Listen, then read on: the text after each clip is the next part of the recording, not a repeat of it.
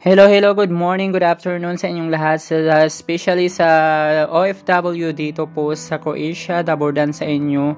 So ngayong araw po, day off ko pala ngayon, so dalawang off ako, tapos may pupuntahan kami ng mga kaibigan ko kasi kukunin nila yung ATM nila, so day off din nila ngayon. Tapos ako, nagka-problema ako sa online banking, so kasi nasira yung phone ko.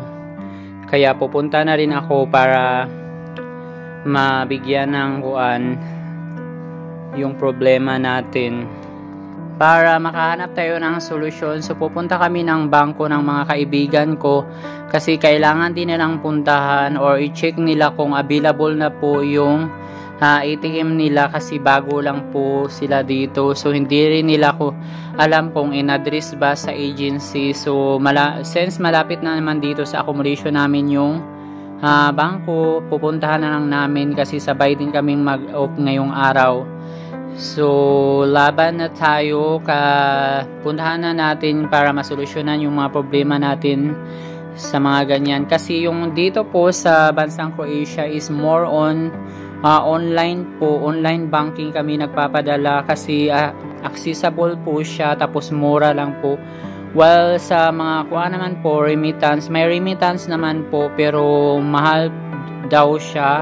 Hindi pa ako nakatry kasi nga sa online kami nagpapadala, which is mura lang po. Yung sa po daw, like through Western Union, mahal po daw, tapos kailangan mo pang pumunta doon kung saan ng branch, diba? So dito na tayo para hindi tayo mahirapan kasi kahit nasa bahay lang tayo, pwede ka na mag-send basta may internet ka lang.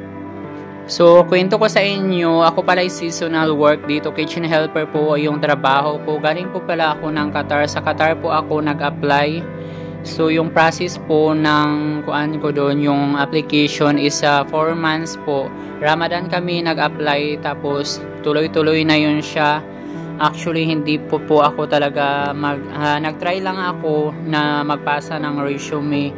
Tapos noon, kwento ko sa inyo is bigla na lang nag-chat yung agency na may interview daw yung Sunday yun. Basta pumunta kami ng friend ko.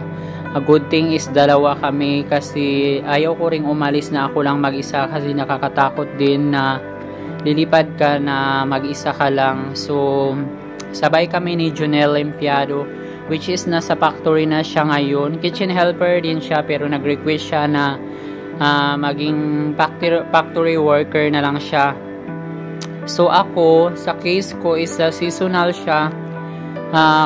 Kitchen helper, yung kitchen helper is same na pwede ka ring ma-assign sa factory worker pagkatapos ng contract mo. So iba pala yung contract dito, no?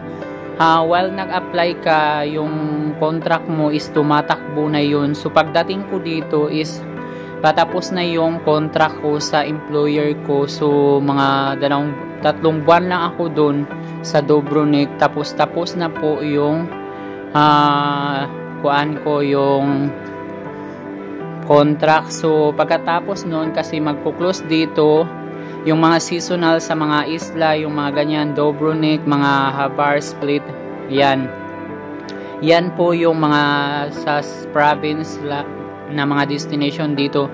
Pero isa rin din, marami rin silang mga turista dyan na pumupunta pag summer kasi maganda din yung mga dagat nila at saka mga tanawin po dito. Tuloy natin yung kwento. So nag-apply pala ako sa Qatar. So diretso pala yung process ko, no? Kasi yung time parang hiring siya. Tapos natanggap ako sa interview agad-agad dahil. Tapos pagkatapos noon, may offer letter na binigay sa akin. Tapos pinagkuan na kami yung partial payment, kalahati ng payment po. Tapos pag dumating na yung work permit mo, saka ka pa mag full payment, which is yung kalahati. Tapos kailangan mo pa pala doon kumuha kung saan ka nakakuan na bansa, mag police clearance, o pwede rin kumuha ng yung NBI apostille po. Pero sa akin is doon na ako sa Qatar po kumuha kasi matagal na rin ako doon, 5 years and 9 months po ako sa Qatar. So sa Americana company po pala ako nagtrabaho. Nag-resign ako doon kasi may bagong opportunity na nagbukas dito. Tinry ko lang, pero good thing okay naman po dito. Kasi nga ho, yung trabaho ko dati sobrang stress, yung cashier ka, basta all around cashier. Napakahirap po, basta sa fast food ng mga kaya Americana, hindi siya madali. Stressful po talaga yung buhay dyan. So salute ako sa kanila. Actually kaya naman, pero doon lang talaga ako nag-resign sa sahod. Kasi nga ho, sobrang baba po, tapos sobrang higpit na po ng company, which is napakahirap na po, kaya nag-decide ako yon.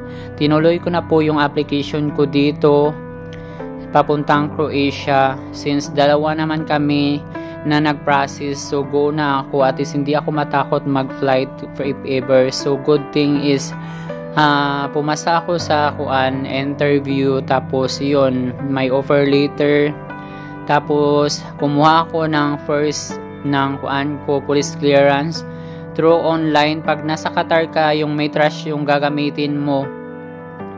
Sa Maytrash doon ka request ng police clearance, tapos magbayad ka online or doon ka pupunta sa typing center para doon ka na magbayad ng cash para i-assist ka nila.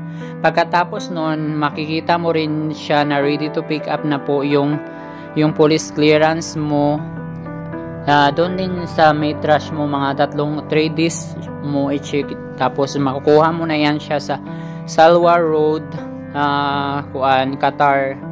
Doon mo makukuha sa CID yung police clearance mo. Pagkatapos niyan, yan yung ipapasa mo sa agent mo or sa agency mo para ma-process po yung work permit mo, kasi hindi yan ma-process yung work permit mo pag wala ka pa pong police clearance.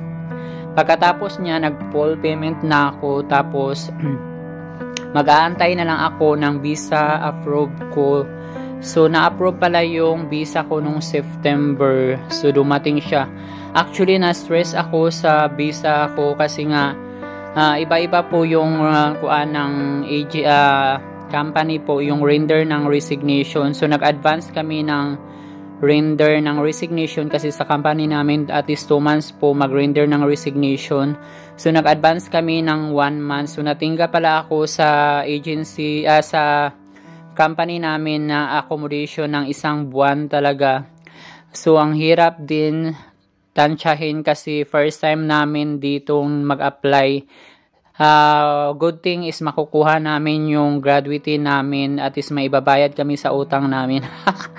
So ayun, nakuha naman namin yung gratuity namin, at least nakabayad ako ng utang ko. Tapos may allowance ako unti. Tapos ayun na, flight ko na dito nung September 24.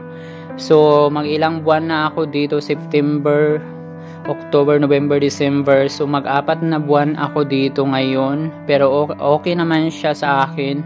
Pero iba-iba po yung mga case-to-case basis po yung madadatnan po ninyo.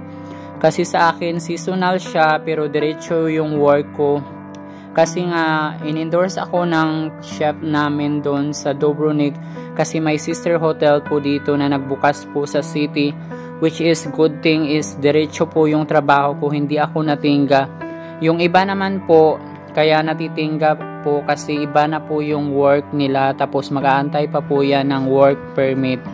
Sa work permit po tayo mahirapan kasi hindi mo hawak yung kung kailan lalabas, kasi nga sa dito yan sa government kung ma-approve ka. So bawal po pala dito yung mag-apply yung mga pabibi, kasi iba dito sa kaysa Middle East, kasi nga ho dito dapat independent ka, tapos dapat sanay ka sa military training, kasi dito mabilis ang galaw talaga dito. At napakahirap po ng work, worth it sa sahod mo. Sa sahod naman, hindi ako nagsisi na pinagpalit ko yung trabaho ko dati, kasi dumoble naman po yung sahod ko, at least makakaipon ako ng onte. laban lang po tayo. Merry Christmas and Happy New Year sa inyong lahat. So ngayon, 2 day off ko. So nakapunta na pala kami sa bangko. Naging okay na po yung yung Moharpa application, which is dyan ka makikita mo yung online banking mo, tapos dyan ka magpapadala through World Remit po. So yan po yung pinaka-accessible na padala ng mga OFW kasi mura lang po. Tapos yung friend ko is hindi nila na-check kasi parang ewan ko, hindi niya na-check yung number na tinawag na pala siya. Tapos nung paglingon niya sa number ko na, so ako na yung nauna. Tapos yung number niya is wala na po. Tapos parang natatakot din siya at nahihiya na pumunta doon yung para mag-overtake. Baka magagalit yung mga ibang lahi dito, which is dapat dito sundin mo yung by number po dito. So hindi rin din para sa Pilipinas yung matagal. So matagal din dito, no, kasi ang tagal naming nagintay. So nainip na yung friend ko na bad trip siya. Bukas na lang daw siya pupunta ulit para i-follow up or ready to pick up na ba yung mga ATM nila. So ayan lang po yung update po sa ating buhay OFW dito sa Croatia.